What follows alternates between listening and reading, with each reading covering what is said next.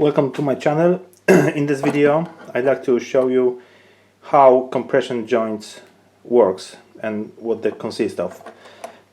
The compression joints, we're talking about compression joints for water supply, hot and cold or heating. So we've got here non-return valve, which can be mounted when you install, for example, pump under the bath. We've got isolation valve, which usually is installed under the sinks or under the toilet. Just cut off the water whenever you want. Reducer from 22 to 15 mil pipe. Equality, so you can join 3 pipes together, and obviously 90-degree bend.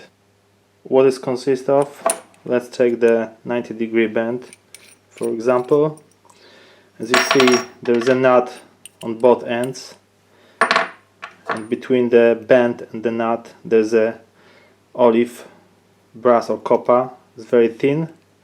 When you tighten all of this together, so the olive just stay on the pipe.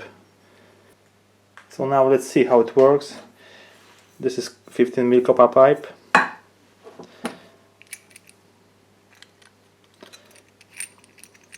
You can push it exactly.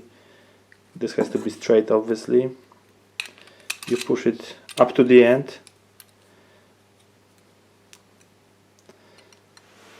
I use these pliers to hold it in place.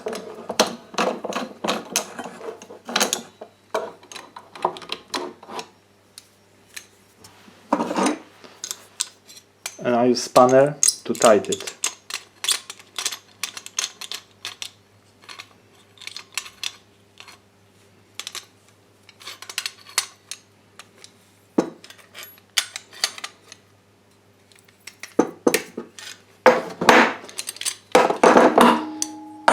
The same you do on the other side. You can push it straight to the olive, or sometimes I remove the nut and the olive. I just put it like this, then push to the end, tighten it with your fingers. The same, I use pliers to hold it in place, then tie it clockwise.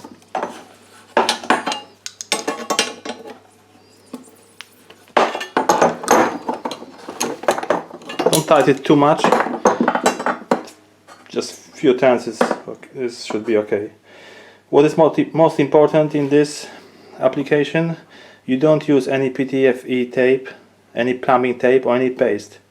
You just install it as you bought it. When you buy, for example, Equality, there's no PTFE tape supplied with this. Now to unscrew it, we do the same.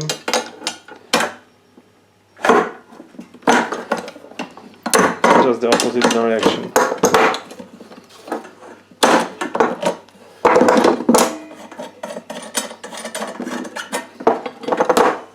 So now, when you took it off, as you see, the copper pipe and the olive is like one piece.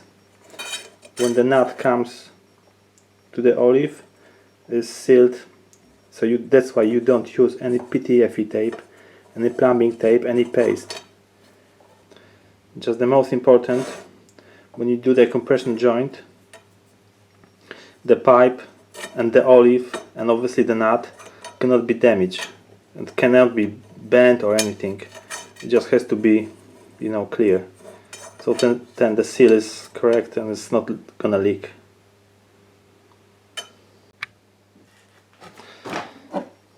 Now when you do the isolation valve,